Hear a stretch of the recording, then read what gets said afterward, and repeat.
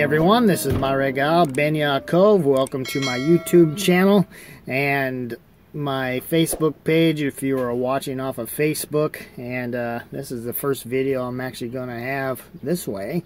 Didn't know I could do that for some reason. Anyway, I'll give it a shot. But today's discussion, I'm going to talk about how old the earth is according to the Bible. Not according to science and reality, but according to this book right here.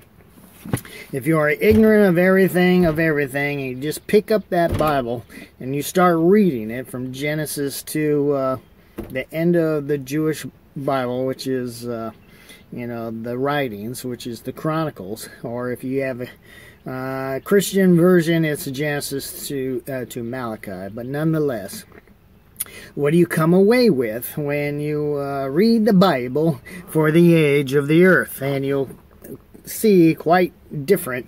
That is far different what science is saying. And I side with science, but maybe not 100%, but it's high up there. Anyway, but nonetheless, I'll give you what the Bible teaches, okay? If you're just to pick up this book right here, and what would you walk away with as far as the age of the earth goes? And it kind of goes like this. There's 5 categories or 5 zones I make. You know, it's just easy to remember that way for me. There's just 5 zones. And if you read Genesis chapter 1, it seems real clear. Maybe not clear if you were to draw out the heavens and the earth, you know, but I did that on one of my posts, and on YouTube, and in picture form on Facebook, and also on ancientjudaism.blogspot.com. But anyway, in Genesis chapter 1, you read basically, in the beginning, God created the heavens and also the earth, or the earth, and or Bereshit bara Elohim et hashamayim ve'haaretz. Okay, and so a lot of people might assume that bang, it's all there. But the grasp of what's being said, you know, if you were to paraphrase it, if you ever seen a potter slap a blob of clay on the potter's wheel, it is formless and void, and that's basically what's going on here. And so so the earth was formless and void, and so it just began to take shape the more God started doing stuff, or El started doing stuff. Now, me being Jewish, I always use the word El, or the name El, okay? And so, anyway, we saw that the heavens and the earth and mankind and the plants and the trees and the hosts of heaven all got created and made or formed on the first 6 days, and on the 7th day God rested. Now, I don't want to bring into any,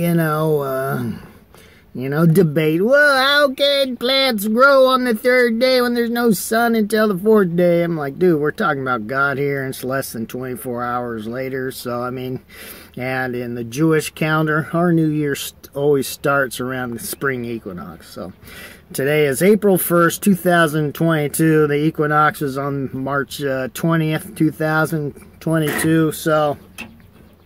So whatever the new moon, or like, okay, you go based on Passover. You cannot have Passover before the equinox, okay? So, what was I going to say? So you can't have Passover before the equinox. So any new moon in this zone that would fit, like if a new moon happened, took place like 9 days before the equinox, yeah, you could have, that's the first day of the new year, you know, Rosh Hashanah, the real one, not the rabbinical one. For some reason they put it in the fall because they misread, you know, a Torah commandment, you know, in the latter part of the year, versus they, for some reason, they, you know, it's very clear. It's like they just took snippets out. You know, it's like in the 7th month, on the 15th day, he says at the latter end of the year, right in there. They interpret it as end of the year, but here or there, okay? But nonetheless, they put, New Year, they put New Year 15 days before the end of the year. So that's because how rabbis do stuff, and they honor the rabbis more than the book sometimes, and that kind of irritates me as a Jewish dude. So anyway, nonetheless, you know, throw apologetics all in there. You can, you know. If plants grew, everything was right. He had it ordained, you know, and the temperature's right. I mean, besides, trees just don't grow. Full growth trees, you know, to provide food for man who's going to come a few hours later on the 6th day so he actually could pick fruit. So you got to kind of go with the story and the superstition and the mythologies there, okay? It grew really fast, produced fruit and stuff, so Adam and Eve could actually eat something. So, you gotta think of this stuff, dude. So, just kind of go with the story without mucking it up. So, anyway. So, how do you get the age of the earth according to this book right here, the Bible? Okay? Well, there's 5 segments in how I do things, okay? And the first segment is counting the times when Adam and the people begat their kid, okay?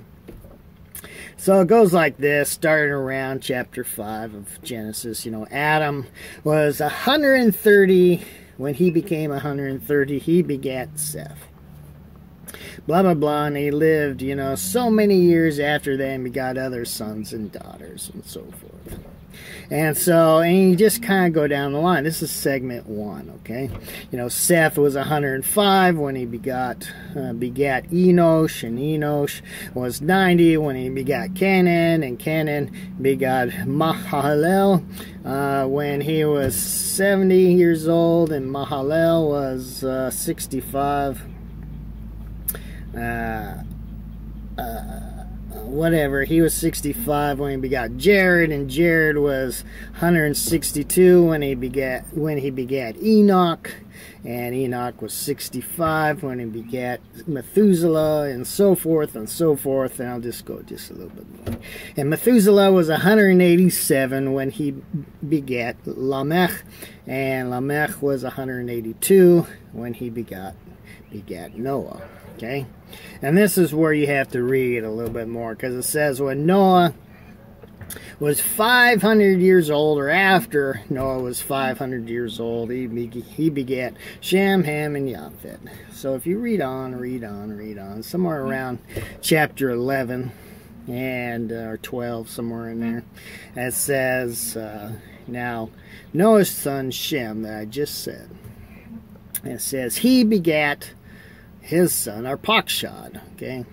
And it said, and he was 100 years old when he begat Arpachshad. Then all of a sudden it says 2 years after the flood. So you're like, okay, that's the math work. So that tells you Noah was 502 years old when he begat Shem. Okay, that's clear. This is still segment 1. So you gotta go all the way down to Jacob, okay? Isaac, you know, has Jacob and Esau, and when Jacob enters into Egypt, according to Genesis, he's 130 years old, and he dies at 147, if I remember right. So he stays in Egypt for 17 years.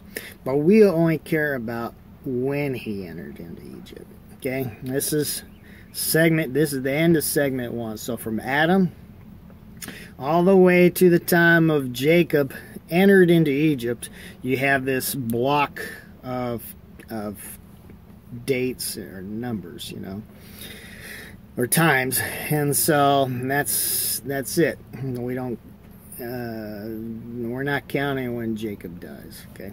But when he enters into Egypt, he's 130 years old, and that's segment 1. Segment 2 is this one stat all by itself. And somewhere in Exodus 12 or 13, I might put it on the screen here.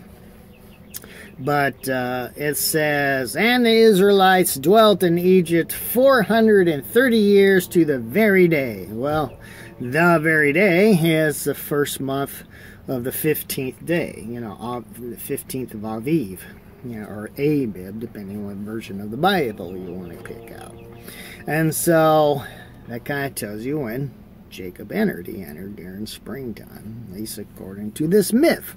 Okay, and that's segment number 2 right there, because you got 430 years, and I didn't count up on the screen here, but you got Adam till Jacob coming into Egypt, you know, when he was 130. So that's block 1. Block 2 is they were in Egypt for 430 years, and now they're free. Now you go to 1 Kings chapter 6, I think it's right there in verse 1. And it says, when in the 4th year of King Solomon, he began the temple or something like that. And it says, and from the Exodus, there was 480 years transpired. Okay, that's block 3. So you got 480 years. The other one is 430. Then you have all the dates of the genealogy list, okay? But it says right there, it's Solomon's 4th year. You read somewhere that Solomon reigned for 40 years, so he has 36 years left. So, and this is the beginning of block 4. So you take Solomon's 36 years, it's number 1. Then his son is Rehoboam, and blah, blah, blah, blah, blah, blah. All the kings of Judah is this next block until Nebuchadnezzar comes. And it says, in the 11th year of Zedekiah, Nebuchadnezzar, king of Babylon, came to Jerusalem. I'm paraphrasing, of course, and he, you know, captures Zedekiah, gashes out his eyes, I think, first, then kills him, whatever the case is, and then he burns down the temple. Well, we know by historical fact that Nebuchadnezzar did this in 586 BCE. So this is time period 5 for me, you know, my count of the 5. So from 586 to now, you got, so you add all this up, and the age of the earth and the universe and mankind all being the exact same date, you know, as 6185 years old. That's it. That's all it is. And it's just literally that simple. And how to figure it out. That's what you do when you walk away from this. You're like, wow, man, the earth is young. You know, it's only 6185. Now that's roundish. There's no birthdays or anything like that. There's no precision. You know, now the Jacob entering into Egypt at 130, and he was there, and then we were there 430 years to the very same day. Well, that's pretty precise there. But the other dates are not precise. You know, we know when Nebuchadnezzar burned down the temple. You know, according, you know, the myth and the stories, and so, but we don't have, so it's roundabout-ish. You know, at the very minimum, it's like 6185 BCE, not BCE, but 6185 years old. That's it. So, but so that's all you gotta say, and thank you for watching, and I might put a little bit more, you know, the inserts here on the screen for you, but thank you for watching. It's literally just that easy.